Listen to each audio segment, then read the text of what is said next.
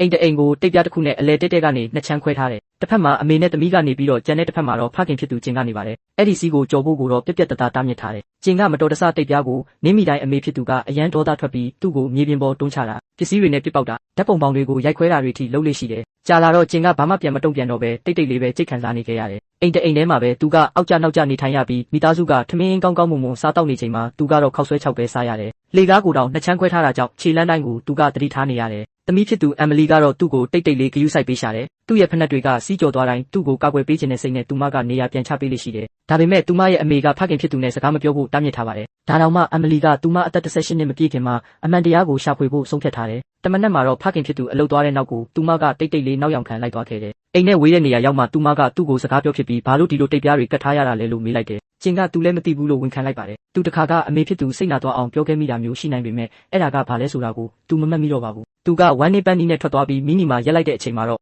တစုံတစ်ယောက်ကသူ့ကိုနောက်ကနေအားနဲ့အတင်းတွန်းချလိုက်ပါတော့တယ်